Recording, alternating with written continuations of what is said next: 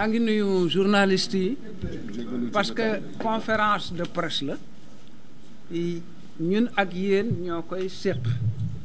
vraiment ñëw ngeen en grand nombre, on vous félicite pour cela. Ça montre et ça témoigne de toute l'importance que vous accordez à ce que nous faisons. Conférence de presse bi suñu waxtaanu tey ak yéen li ko yëkkati mooy conseil constitutionnel dafa jël benn décision boobu coow li bari na trop ak werante wi ginnaaw nag fii ay candidat fi nekk yoo xam ne kenn ko dafa waajaloon boppam pour dem ci élection bi ba pare ñu génne leen ci élection bi moo xam ñi nga xam ne parrainage dañ leen dindee woon moo xam ki nga xam ne dañ noon binational la te du binational ñun ñoo fi daje entre 15-20 candidats à la présidentielle donc ñëw bëgg leen a jox suñu point de vue ci ni ñu gisee li ci suñu kanam par rapport ak conseil constitutionnel li mu wax ak élection présidentielle bi lan nañu ko gisee. kon léegi damay jox parole bi Mayoro mu liiral leen texte bi. Merci monsieur le président. Mayoro Faye, je m'appelle. Je représente dans le front le candidat Karim Meïssa Wade. Front démocratique pour une élection inclusive. Tout le monde m'entend? Déclaration à propos de la décision du Conseil constitutionnel du 15 février 2024. Les candidats à la présidentielle de 2024, regroupés dans le Front démocratique pour une élection inclusive, comme tous les républicains et démocrates de notre pays, prennent acte de la décision du Conseil constitutionnel du 15 février 2024.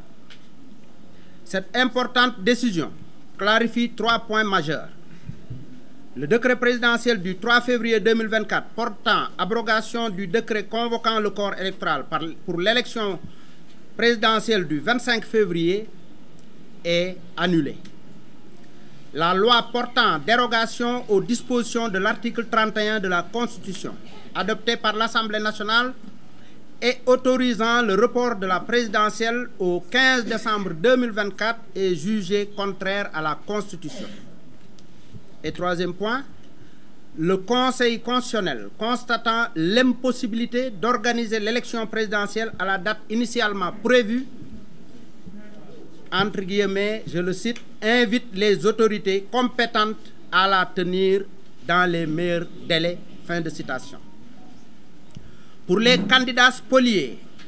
de leurs droits constitutionnels lors du contrôle des parrainages et celui exclu injustement de la liste définitive,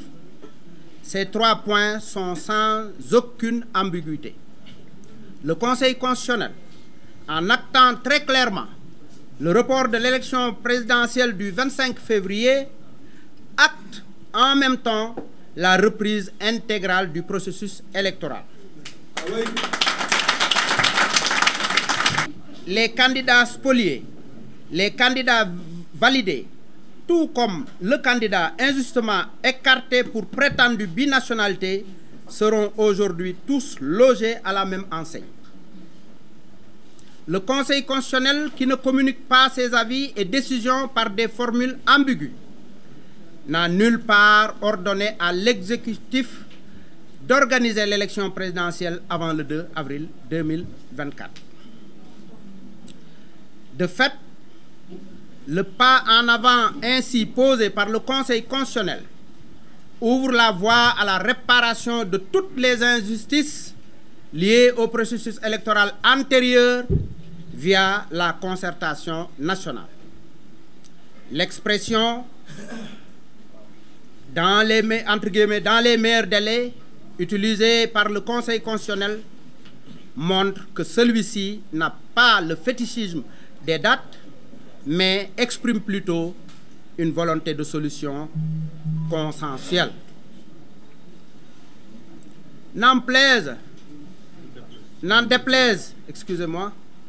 déplaise aux radios et télévisions dites internationales, françaises en particulier, en collusion avec de puissants lobbies et qui joue sans phare le rôle de relais d'intox et de manipulation en prétendant que le Conseil constitutionnel a ordonné la tenue de l'élection présidentielle avant le 2 avril. C'est absolument inexact. Devenu coutumier de tels faits depuis le début de la crise et avant, des journalistes et analystes étrangers, notamment de l'ancienne métropole, après avoir annoncé des affrontements dans tout le pays et des risques de guerre civile, voire de coup d'État au Sénégal, participent aujourd'hui encore avec délectation à cette campagne de propagation de non-vérité en expliquant sur leurs ondes des schémas fantaisistes, voire irrationnels, d'une campagne électorale raccourcie à 2 semaines au lieu de 3 prévus par le code électoral et d'un deuxième tour organisé 1 semaine après au lieu de 2 semaines comme prévu par le code électoral. En somme, une invite ouverte à la violation de nos lois comme s'il n'avait pas affaire à un pays de longue tradition démocratique et électorale. Le Conseil constitutionnel ajoute dans son considérant 19 un paragraphe de haute portée au regard du contexte national actuel. Le Conseil constitutionnel, je le cite, le Conseil constitutionnel doit toujours être en mesure d'exercer son pouvoir régulateur et de remplir ses missions au nom de l'intérêt général, de l'ordre public, de la paix, de la stabilité des institutions et du principe de la nécessaire continuité de leur fonctionnement. Fin de citation. L'exécutif, à son tour, en conformité avec cet esprit, devrait remplir lui aussi ses missions au nom de l'intérêt général, de l'ordre public, de la paix, de la stabilité des institutions. La concertation nationale pour une nouvelle loi électorale et un nouveau processus électoral démocratique, transparent et inclusif est la seule et unique voie qui doit engager l'ensemble du peuple. Nous rejetons fermement toute marche forcée qui ne déboucherait sans aucun doute que sur la véritable déstabilisation du Sénégal au profit des lobbies évoqués plus haut. Nous engageons les autorités compétentes, explicitement mentionnées dans la décision du Conseil constitutionnel, le président de la République en tête, à aller sans délai à la concertation nationale suivie d'une élection présidentielle apaisée, démocratique, transparente et inclusive dans les meilleurs délais. Fait à Dakar le 18 février 2024 pour le Front démocratique pour les élections inclusives. kon léegi ñu ngi jox kàddu gi Mohamed Ben Diop. jërë ngeen jëf ñu ngi leen di nuyu presse bi yëpp ci seen mobilisation bi nga xam ne moom ngeen def tey pour ñëw déglu déclaration bi nga xam ne moom la le Front démocratique pour une élection inclusive di amal ci bésu tey bi. maa ngi wuyoo ci turu Mohamed Ben Diop nekk njiitu parti Pass-Pass bokkoon ci candidat yi nga xam ne ñoo doon jongante ci élection 2024 yi waaw ñu koy wax le cas zéro mooy cas bi nga xam ne dañ ne candidat bi nga xam ne gisuñu turam ci liste bi. donc tey front bi dañu daje woon ak tey ak yéen journalistes yi ak waa Sénégal ak ñi nekk ci diaspora bi ngir mën a waxtaan ak yéen ci décision bi nga xam ne gis ngeen ne conseil constitutionnel jël na ko le 15 bi passé biñ ko defee mu am ñetti pàcc yoo xam ne dañu acté décision bi mu jël. li mu njëkk a wax ci décision yi dafa ne décret bi nga xam ne njiitu réew mi jëloon na ko le 3 février. conseil constitutionnel dafa ne annulé na décret boobu. loi bi nga xam ne moom la député suñu naataango waa PDS yi jëloon ci assemblée maanaam ànd ceex ñi nga xam ne ñoom ñooy majorité bi ngir ñu mën a puusal date bi nga xam ne la ñuy jàppoon ne élection yi ci la war a mën a am conseil constitutionnel nee na dàq na loolu. wante ci kaw loolu conseil constitutionnel dafa nangu ne xam na ne ci date bi nga xam ne moom la ñu waxoon ne mooy le 25 février ci la ñu war a amal élection yi nga xam ne mooy élection présidentielle yi mënatul nekk te bu boobaa nañu jéem a jàpp beneen date ci ni mu gën a gaawee ngir amal élection yi loolu boo leen xoolee ci suñu njëkk a daje ak yéen mel na ne àddu woon nañ ci loolu ne leen fii ñu jëm organiser ci élection le 25 dana nekk loo xam ne luy doy waar la luy jafe la conseil nangu ko mais ci kaw nangu boobu mu nangu nañu jàpp ne instance yi nga xam ne ñoom ñoo leen saisiroon muy candidat yi nga xam ne jotoon nañ leen valider ak ñi nga xam ne moom mooy député yi nga xam ne tamit jotoon nañu saisir conseil constitutionnel ci ni ñu ko waxee ci décision yi ñoom ñëpp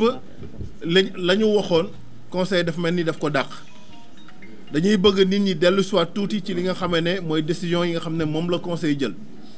ndax bu dee candidat yi dañu doon laaj conseil ne ko li nga xam ne ñoom moom la ñuy sàkku mooy jour yi ñu perdre ci élection ci préparation élection yi mu nekk bés yoo xam ne dañ koy dolliwaat ngir mën a jàppaat beneen date loolu conseil nanguwu ko li nga xam ne moom la député yi bëggoon tamit maanaam ne dañuy puusaat tuuti élection yi def ko le 15 décembre loolu tamit conseil nanguwu ko mais conseil dafa dem ba ci biir xamal na ne moom rek mooy organe bi nga xam ne moom moo war a jël décision yu ni mel te jël décision yooyu bokk na ci ne xamal na ne le 25 bi élection mënul am kon noonu mu ko dàq nag dafay nekk loo xam ne dafay invité ñi nga xam ne ñoom ñoo jiite exécutif bi dans les meilleurs délais ñu mën a wootee élection yi nu mu gën a gaawee ci kaw loolu candidats spoliés yi nga xam ne ñoom ñu ci bëri ñoom ñoo bokk ci biir front bi nga xam ne moom la ñu taxawal jàpp nañ ne suñu àq ak yelleef yi nga xam ne tey conseil daf ko jalgati woon mel na ne tey jii conseil ci décision bi nga xam ne jël na ko dafay dellu siwaat jël acte ne loolu lu ñuy war a mën a saafarawaat la ñu jàpp ne kon ci fa ñu jëmuñu ci élection boo xam ne ñi nga xam ne ñoom la ñu arrêté woon ci liste 20 yi wax noonu ñoom rek koy seq mais processus bi yëpp la ñuy reprendre ni nga xam ne noonu la ko code bi fi mu toll nii ci article LO 137 di waxee ne président war na ko mën a woote ci 80 jours pour ñu mën a ak datu scrutin bi fii ñu toll bu ñu deful benn soppeeku ci code électoral bi bu boobaa noonu la mbir yi di tëddee.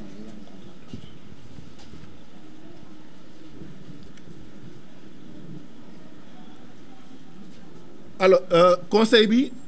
ñu jàpp ne ci décision bi mu jël am nañu ñenn ci médias yi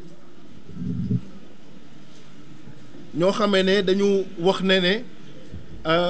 conseil dafa ne nañu def élection yi balaa le 2 dañuy delluwaat encore ci considérant yi ndax ñun li ñuy wax dañ koy jël teg ko ci yoon waxee ñu suñu bakken waxee ñu ak émotion considérant yi conseil dafa xamal nit ñi ne naam dëgg la ci 14 bi que waruñoo yokk mandat wu président du sañ-sañ boo xamee ne député yi am nañ ko wala am na ñeneen ñoo xam ne am nañ ko mais moom conseil boo delloo ci 18 ak 19 xamal na ne moom am na prérogative bu demee ba constaté ne élection yi mënta am mu pousse ko ci délai boo xam ne war nañ ko ci mën a def kon ci kaw loolu nañu jàpp ne amul fenn foo xam ne conseil bi bind na ne élection yi dafa war a am le 2 avril nit ñi ci seen ay xalaat ñoom ñoo dem bëgg a def loolu ci boppu doomu Sénégal te defe naa ne war na nekk loo xam ne lu ñaaw la ci ñoo xam ne nañ dañu bëgg a jiite réew mi ñoom ñu nekk ñu njëkk ñoo xam ne ñoom ñooy jalgati li nga xam ne moom mooy charte réew mi. Que presse internationale reprendre loolu wala ñu wax ko comme nañ leen ko waxee woon bii weesu rek ku ci nekk am ngay intérêt yoo xam ne tey bu doon sa sago suba ñu tëgg élection yi ñi nga xam ne tey jii ñooy wër ci télé rajo yi di wax naan élection yi war nañ ko mën a gàttal def 2 semaines beneen bi ñu def ko ci 1 semaine nañu jàpp ne loolu dëppoowul ak charte réew mi ñun dañu bëgg ak lu nit di mënti wax ak loo am yéene ci sa candidat ak loo am yéene ci bëgg a bokk ci élection yi na nga dëppoox li nga xam ne moom la yoon wax te fu mu nekk nii ba keroog ñuy defaat beneen waxtaan boo xam ne dañuy mën a changer waat le code électoral kenn amul sañ-sañu ne da ngay réduire durée bi nga xam ne ci lañ war a tenir campagne électorale wala nga ne da ngay réduire durée bi nga xam ne bu fekkee ne deuxième tour dafa am ci lañ ko war a am ci lañ ko war a mën a amal kenn amul sañ-sañ boobu. li nga xam ne tey jii encore une fois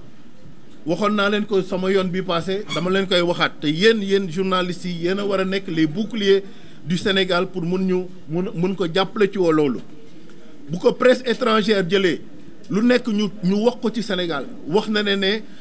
guérilla am na fi daanaka tey boo déggee seen ay kàddu da ngay foog ne ku waroon ñëw tey Sénégal da nga naan bu ma demati ndax guerre bi fa am ndax jafe-jafe yu fa am ak coow lu fa am loolee yëpp jubluwuñu ci lu dul def ay intox yoo xam ne dañuy bëgg andi ak ragal ak xoxatal doomu aadama yi ragalal waa Sénégal mais ku fi ñëw gis ni nga xam ne tey jii ñu ngi ko fi tenir suñu conférence de presse bi ak li nekk ci mbedd mi di nga xam ne ñoom la ñuy wax ak li nga xam ne moom moo am wuute na. kon loolu dañ ciy woowaat leen yéen la presse ngeen mën a véhiculer la bonne information ñu xam ne Sénégal stabilité bi nga xam ne moom lañ fiy séntu moo fi am ba léegi et que front bi tamit li ko tax a jug mooy participer à ce que ñu mën a yokk stabilité boobu nga xam ne moom la ñu bëgg ci réew mi. Conseil constitutionnel dellu si waat na encore ni ma ko waxee ci considérant 19. di waxaat li nga xam ne moom mooy sañ-sañam moom en tant que conseil constitutionnel par rapport ak li mu war a réguler li nga xam ne moom mooy les institutions de la République loolu nekk loo xam ne lu am solo la ndax nañu jàpp ne bu njëkk dañ doon wax ne député yi ñoo bëggoon yokk mandat chef de l'État ñu tudd ci lool suñu mbokk waa PDS yi tey conseil wan na ne moom ci boppam moom moo utiliser ay sañ-sañam ngir demander à ce que ñu mën a daje ci nu mu gën a gaawee ci waxtaan boo xam ne mooy tax ñu mën a amal élection nu mu gën a gaawee li ma bëgg nit ñi xam ko foofu mooy képp koo xam nga bëgg nga élection mën a am ci nu mu gën a gaawee nañu dajalee toog mën a waxtaan ci nu mu gën a gaawee ndax nu waxtaan bi gën a gaawee rek concertation bi nu muy gën a gaawee rek bu boobaa ñu war a mën a organiser élection ndax kenn du génn ci concertation te jàpp ñu date boo xam ne ci la élection présidentielle di mën a am kon fu mu nekk nii lu waay wax rek xelam lay waxee ak xolam ak xalaatam wante waxeewul loo xam ne tey jii xam-xam la boo xam ne dinañ ne élection mën na am bés sàngam képp ku ko wax xalaatu boppam la wax ñun nag front bi li ñuy wax mooy li nga xam ne moom la moo nekk ci texte yi ak li nga xam ne moom mooy li nga xam mooy sàmm ëllëgu Sénégal mooy nañu dajawaat nu mu gën a gaawee ngir mën a am concertation yooyu jëm ci élection yi nga xam ne bu boobaa ñëpp dinañ ci mën a bokk ci kaw loolu nag ñu ngi lancer un appel à l'exécutif ni ko conseil waxee ngir xam ne suñu nee exécutif yi xam nañ ne c'est le chef de l'État moom mooy convoquer le collège électoral kon nag ci côté boobu ñu ngi leen di soññu ñoom di leen ñaax ñu mën ko woote ci nu mu gën a mën a gaawee te bu boobaa képp koo xam ne doomu Sénégal nga am projet pour le Sénégal am yéene pour le Sénégal ngir bëgg a doxalal réew mi ñu boobaa ñu mën la bàyyi nga mën a bokk ci élection yi ndax loolu mooy li nga xam ne moom mooy taxawaay bi nga xam ne moom la front bi bëgg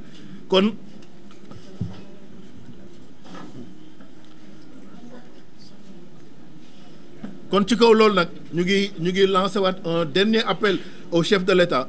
maanaam mu mën a taxawal concertation yooyu ci nu mu gën a gaawee ñëpp ñu mën cee bokk yéen seen bopp ngeen mën ci joxe seen xalaat ngir ñu mën a dem ci élection yoo xam ne c'est des élections inclusives ngir ëllëgu Sénégal wasalaamaaleykum wa rahmatullah. Je suis avocat et j'étais candidat à la candidature et j'ai été le premier à être invalidé. À être spolié, injustement. En 5 minutes. Après 5 minutes d'examen, j'ai été fusillé. Voilà. Et c'est moi qui ai eu l'idée de créer le collectif des recalés. Voilà. Des spoliés. Alors, je voudrais faire quelques précisions par rapport à cette année du Conseil constitutionnel dont tout le monde parle. Et chacun en parle à sa façon. Mais il est clair que le Conseil constitutionnel, lui, il a dit des choses très claires, très précises. Alors, ce qu'il faut savoir, c'est que le Conseil constitutionnel ne s'est pas autosaisi. Il a été saisi. Il y a 2 groupes de députés qui l'ont saisi. Le premier groupe, c'est des députés proches de PASTEF, Mohamed Aïb Salim Dafé, Samba Dang, Adissa au nom de 38 députés. Et le deuxième groupe qu'il a saisi, c'est le député Babacar Mbaye, agissant en son nom et au nom de 16 autres députés. Donc c'est le groupe Yévi, si je ne m'abuse. Ou Tahaou Sénégal, je ne sais pas. Alors, ces deux groupes de députés ont demandé, pour le premier, le groupe de Aïb Dafé, proche de PASSEF, ils ont demandé au Conseil de déclarer contraire à la Constitution la loi adoptée par l'Assemblée nationale en sa séance du 5 février 2004 portant dérogation aux dispositions de l'article 31 de la Constitution. C'est ça leur première demande. Qu'on déclare contraire à la Constitution la proposition de loi donc, qui a été adoptée par l'Assemblée et qui reporte le scrutin au 15 décembre. Leur deuxième demande adressée au Conseil, c'est de lui dire d'ordonner la poursuite du processus électoral et d'ajuster si besoin la date de l'élection pour tenir compte des jours de campagne perdus. Donc ils ont formulé deux demandes. Maintenant, l'autre groupe de députés, celui de Babacar Mbaye, eux, ils n'ont fait qu'une demande, déclarer contraire à la Constitution la loi adoptée le 5 février et portant dérogation aux dispositions de l'article 31. Maintenant, à côté de ces deux groupes de députés, il y a un groupe de candidats constitué par El Hadj Malick Gakou, Cheikh Tidiane Dièye, Habib Sy, Bassirou Diomaye Diakhar Faye, El Hadj Mamadou Diaw, Thierno Alassane Sall, Daouda Ndiaye. Eux, ils ont attaqué le décret abrogeant le décret convoquant le corps électoral le 25 février. Donc, il y a eu 3 demandes adressées au Conseil. Maintenant, le Conseil a répondu à chacune des demandes. En ce qui concerne la déclaration d'inconstitutionnalité, le Conseil a accueilli favorablement les arguments des requérants. Il a motivé de long en large à partir de sa première décision de 2016 en visant les articles 27, les articles 103. Il a expliqué qu'effectivement, on ne peut pas reporter l'élection parce que ça signifie qu'on proroge le mandat du président et le mandat du président est intangible. Le seul problème, c'est qu'il y a peut-être quelques petites précisions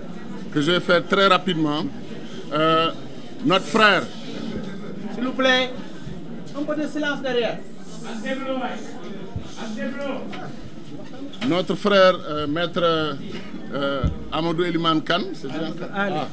Notre frère, je le connais depuis 20 et quelques années, donc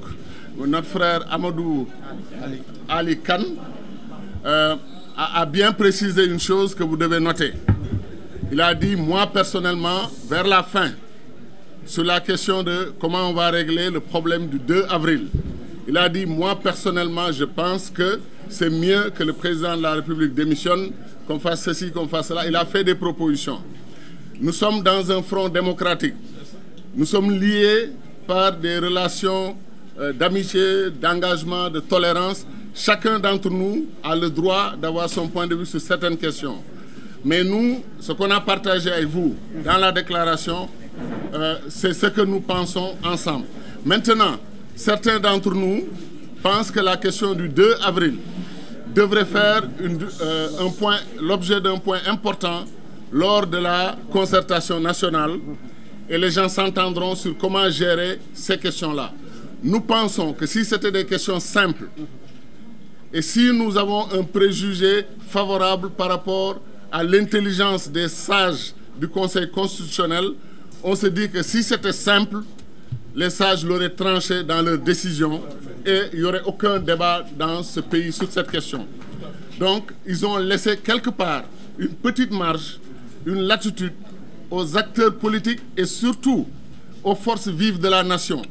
On a toujours précisé que ce pays n'appartient pas aux politiciens et aux acteurs politiques. Il appartient d'abord et avant tout à tous les citoyens sénégalais. Donc, cette concertation nationale devrait impliquer effectivement les forces vives de la nation. On a même entendu des gens proposer que le dialogue national, pour aller vite, soit restreint aux 20 candidats validés entre guillemets. Cela veut dire donc que des gens qui veulent diriger le Sénégal nous disent d'emblée que sur certaines questions, ils vont s'isoler pour parler au nom du pays. Ce qui est inacceptable. Le Sénégal est en crise, tout le monde est d'accord. Donc nous avons besoin de tous les esprits, de toutes les propositions, de toutes les intelligences pour discuter d'une question qui d'ailleurs ne les concerne pas, eux seulement, les 20. Ce qui a été dit ici l'a prouvé. Maintenant, chers amis, cette conférence, elle était importante. Nous avons suivi les polémiques à gauche et à droite. Lors de la CAN, nous avons appris que le Sénégal était composé de 99% de coachs. Tout le pays, tout le monde est coach dans ce pays. Avec la crise que nous avons vue, on se rend compte que nous avons maintenant 99% de constitutionnalistes. Tous les Sénégalais. Il faut entendre, écouter les radios, les médias, les télévisions et tout. Tout le monde est devenu expert en matière constitutionnelle. C'est pour cela que nous conseillons aussi, en période de crise, il faut un peu plus de sagesse, un peu plus d'humilité. Il faut que les experts puissent s'exprimer, mais que les politiques aussi puissent donner leurs analyses et que tous les fils et toutes les filles du Sénégal aient le droit à la parole pour faire avancer notre pays. Ça, c'est important pour nous. Alors, sur la question de la reprise intégrale du processus électoral, pour nous, ça relève du bon sens. Parce que ce que nous n'avons pas apprécié, et nous l'avons dit, on va le redire encore à nos compatriotes,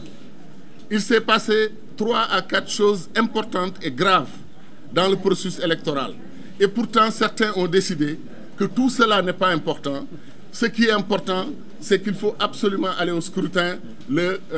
À l'époque, ils avaient dit le 25 février. Et maintenant, ils sont dans les médias en train de donner des dates, de dire que non, le 3 c'est bon, ou bien au pire le 10, et il faut faire ceci, il faut faire cela. Et on voit des médias étrangers informer le monde que effectivement le Conseil constitutionnel a ordonné au président Macky Sall d'organiser les élections avant le 2 avril. Et donc, le président est obligé d'appeler les élections ou le 3 ou le 10, des médias étrangers. Ce qui est important ici, pour nous, les Sénégalais sont des patriotes.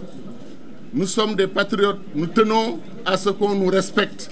Ce ne sont pas des médias étrangers qui vont venir prendre la parole pour nous dire comment organiser l'élection présidentielle chez nous. Ils nous ont prouvé leurs limites historiques, les soi-disant grandes démocraties, en se battant chez eux,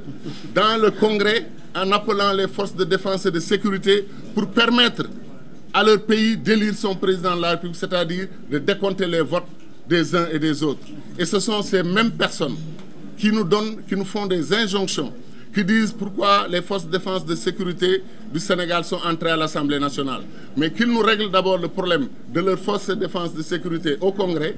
et ensuite ils viendront nous donner des conseils de leur expérience, comment ils ont géré leurs forces de défense et de sécurité. J'en appelle à la fierté des Sénégalais, qu'on arrête de nous donner des leçons, qu'on arrête de nous expliquer comment fonctionne la démocratie. Nous votons depuis 1848 dans ce pays. Nous sommes un pays expérimenté en matière électorale, en matière démocratique. Il faut que chacun d'entre nous hausse le menton, qu'on ait le menton haut. Nous ne sommes pas un petit peuple, nous ne sommes pas un petit pays. Qu'on arrête de nous donner des leçons, qu'on arrête, à partir de Paris ou ailleurs, d'essayer d'imprimer un cours politique dans notre pays. On voit comment parfois ces journalistes parlent avec passion. On sent que dans leur poitrine, ils sont engagés à régler les problèmes du Sénégal et dans une direction qui les intéresse. Et ça, il n'y a que notre prise de position commune. Les acteurs des médias, les acteurs de la politique, les citoyens sénégalais, disons non à tous ceux qui veulent faire de l'ingérence dans nos affaires et à vouloir dicter leur volonté et leur vision de l'avenir de notre pays. Nous sommes un grand pays. Nous sommes un très grand pays. Je voudrais terminer sur un point.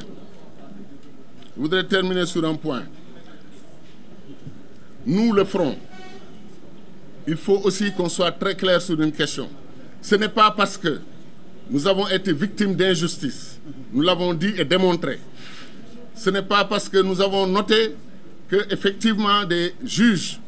ont été accusés en plein processus électoral. N'oubliez pas que c'est eux demain qui doivent proclamer le président de la République du Sénégal et prendre le serment du président ou de la présidente que nous aurons élu. Donc c'est important pour nous de respecter le Conseil constitutionnel, d'avoir une vision du Conseil constitutionnel comme composé de grandes personnalités sénégalaises, d'une grande intégrité, d'une grande moralité. C'est important pour nous tous. Si nous n'avons pas confiance en cette institution, notre état de droit s'effondre. Donc il est important de savoir que nous les respectons. Alors quand il y a des allégations par rapport au comportement, pas de tous d'ailleurs, de certains juges, mais nous avons le droit de penser que c'est tellement grave et important que cette question doit être réglée. Mais les gens qui sont pressés, qui sont dans un 100 mètres, qui veulent coûte que coûte arriver au point, parce qu'ils sont à peu près sûrs qu'ils ont gagné les élections où tout est plié. Ces gens-là ne veulent pas entendre parler de comment on règle la question du Conseil constitutionnel. Comment on règle la question d'une liste de candidats, 20 qu'ils ont retenus, où il y a au moins une candidate qui est reconnue comme étant binationale. Et le Conseil constitutionnel ne se dédie pas. Le Conseil constitutionnel ne peut pas dire « j'avais fait une erreur, j'enlève cette personne, maintenant on a 19 ». Alors, les amis de notre frère Karim Wade ont dit « ah, si vous êtes trompé, vous avez enlevé une, s'il vous plaît, mettez Karim, donc on aura 20 maintenant ». Et donc le problème est réglé. On garde toujours les 20. Alors nous disons que cette justice-là, c'est la main divine qui a agi. Je vous jure que Dieu aime le Sénégal. Et Dieu n'aime pas l'injustice. Toutes les religions le disent. C'est pour ça qu'on a maintenant cette situation. Nous la prenons avec philosophie. Nous n'aimons pas que notre pays soit cité, qu'on nous pointe le doigt et tout, parce que nous n'avons que le Sénégal et nous aimons le Sénégal. Et toute la sous-région est dans des difficultés. Nous ne voulons pas précipiter notre pays dans les difficultés. Alors qu'on ne nous dise pas que parce qu'on veut être candidat, on est prêt à tout pour bloquer les élections. On n'a jamais appelé à la violence, on n'a jamais parlé de bloquer. S'il fallait nous sacrifier pour que le Sénégal reste debout, entier et uni, nous accepterions tous de signer et d'avancer. Le seul problème, c'est que le Sénégal fait face à beaucoup de défis. Le défi de la sécurité, le défi de la stabilité, le défi de la réconciliation nationale. Les fils et les filles du Sénégal veulent se parler et se réconcilier. Pardonner les uns les autres pour tout ce qui a été dit d'excessif, les pertes en vie humaine et tout. La crise est sérieuse, elle est grave. Alors, ceux qui ont des ambitions politiques folles, qui sont prêts à être président de la République le 2 avril, ces gens-là, nous leur demandons de se calmer, d'entrer dans le processus. Tout sera fait selon les règles. Et si Dieu, qui a déjà élu le futur président du Sénégal, peut-être qu'il a déjà Cheikh Tidiane Gadio ou Mamadou Diop Decroix ou Karim Wade ou Mohamed Ben Diop ou mon ami Maître Khan, hein, ou mon ami Silla, mon ami Ndiaye. Donc, tous mes amis qui sont là. Et je n'en oublie pas, parce que Amdi Fall, c'est important pour moi. Am réew ay sart ak i ponk ñoo koy doxal ñu dégloo tuuti mooy li ñuy wax la loi dañ koy respecter dafa am président de la république ak gouvernement ñooñu ñoo yor dogalu li ñuy doxal ci réew mi dafa am assemblée nationale mooy voté loi yoon yi nga xam ne mooy tënk réew mi ak waa réew mi mu am ëttu attekaay ñetti kuréel yooyu ñoo téye li ñuy wax république bu amee bu ci dëng rek jafe-jafe am Sénégal nag tey dafa am rëng-rëng ndax ñetti kenn yooyu nga xam ne moo téye république moo am problème conseil constitutionnel bi wax na ne loi bi assemblée voté dàq na ko décret bi président de la république jël pour dàq élection ba mu convoqué woon le 25 février mu ne décret boobu aussi dàq na ko waaw kon léegi luy des mooy dafa am ñoo xam ne ay candidat lañu dañu ko bindoon lettre ne ko dañoo bëgg yow conseil constitutionnel ginnaaw yaay dogal ci lépp lu jëm ci affaire élection dañu bëgg nga décider ne date bi ñu joxe woon le 25 am na lu fi jot a xew nga dàq ko ay fan pour ñu mën a voter ci maanaam dàq boobu nga xam ne du doon dàq bu sore loolu la ñu laajoon conseil constitutionnel dafa tontu bi mu dàqee décret bi dàq loi bi assemblée voté dafa ne waaye itam date 25 février bi ñu jàppoon pour tànn ci président de la république mënu fee am xaju fi loolu la conseil constitutionnel wax conseil bi nag amoon na sañ-sañu ci li ñu ma wax man du ma juriste nit ki lu ma xamut du ma ci werante Sénégal nag kooku parenthèse la dafa doy waar grand place boo dem da ngay gis professeur u chirurgie cardiaque ñi nga xam ñooy xotti xolu doomu aadama yi di ko ñëwaat di nga gis koo xam ne moom vilebrequin ak moteur lay réparer dina ca wax waaye boo demee ca gars yi opéré xol itam di nga gis ñoo xam ne dinañu wax ci ni ñuy defaree moteur ak vilebrequin que problème la alors donc ci nun ni nu ko gisee mooy Sénégal ci boppam question yi posé wu te nu ji ci wax loi sangam article sangam chapitre non problème bii posé wu fii problème politique la conseil constitutionnel li mu wax dafa delloo lenge bi président de la république ne ko na ngeen seet date boo xam yéen autorité compétente date bu ñuy war a voter dans des délais dans les meilleurs délais loolu la wax dégg naa sax gaa yaa ngi werante luy meilleur délai waaw ñii nee nañu mooy lu mu gën a gaaw déedéet lu mu gën a gaaw mooy le plus rapidement possible dans les plus brefs délais mooy lu mu gën a gaaw waaw alors néewul dafa digg doomu néewul na gaaw néewul na yeex dane da ngeen koy seet natt ko ba mu jaadu ngeen jàpp date bi ca boobee jamono léegi nag Sénégal fi mu toll képp koo xam ne ràññee nga à part liir yi soog a juddu ku ne xam nga ne réew mi am na ay jafe-jafe ci sunu biir yu bare ku ne nanu tëj sunu nanu gëmm sunuy bët daldi waaxu rek jubal ndax loolu la constitution bi wax nangam mais bu boobaa ëllëg ak si biir oto bi ñu dugg di dem ñu ne nañu dawal 100-200 à l'heure bu ñu nee yulub ci pax nu muy demee xam nga doo man ne xaaral ma delluwaat ginnaaw soog a ñëw c'est trop tard moo tax danoo war a def ndànk ñi wax ne nañu woote code électoral bii nuy doxal fanweeri at ak lu topp coow jibut danoo daje woon ca assemblée nationale lu mat ñeenti weer classe politique yépp président Kéba Mbaye jiite ko fekke naa ko ñuy waxtaan ba ñépp juboo Abdou Diouf ne lii ngeen juboo di code électoral bi lu toll ni tarfatal ay nit duma ko ci soppi ñu yóbbu ko assemblée ñu voté ko code boobu mooy dox ba fii mu ne doon na ci yokk nag ay affaire di ci yokk moo tax d'ailleurs foog ñu xoolaat ko parce que fanweeri at ak nangam dafa bari mais daal loolu amoon nañ ko waaw loolee ñu amoon ba mu jural nu jàmm fanweeri at kenn mësta wote musiba am waaw lu bëgg koo jël teg ko fee sorxo mbir mi ne dañu koy dem fii ñii bokk ñii duñu bokk et cetera ñun dañu ne loolu baaxul loi yii nuy wax tëral ko conseil bi nee na loi bi nee na kële nee na assemblée mais loolu ay doomu aadama ñoo toog lijjanti ko pour Sénégal am dal am jàmm am salaam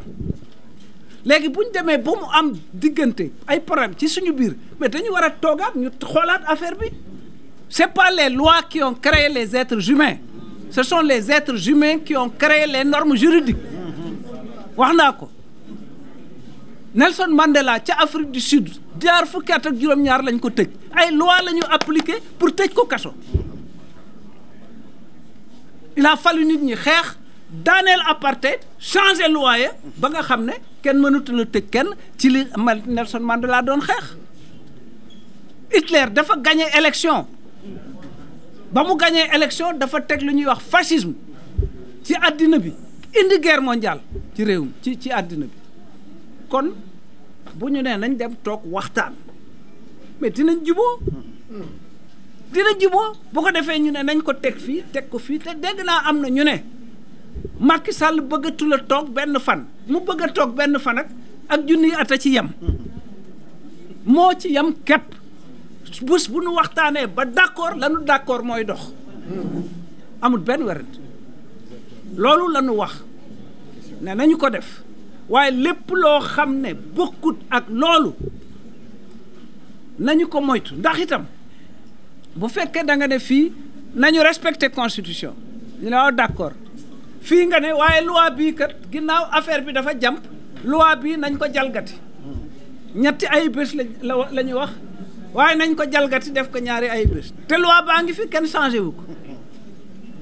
de premier tour deuxième tour dañ ne ñaari ay bés waaye nañ ko def benn ay bés te yow loi bi ñaari ay bés la wax te soppeegoo ko mais xanaa kay dinañu toog fi ñu koy waxtaane liñ ci war a soppi ñu soppi ko ci pour que fi ñu ko bëggee gaawaay bi ñu ko mais fii ñëpp a bëgg moo teel a am fii ñëpp a bëgg teel a bëgg mu am en tout cas ci opposition bi parce que ku ne jàpp nga ne bu ñu wotee nga falu kon kay yàkkamti nga am déet voilà lii daal laa ci bëgg na yokk ci wàllu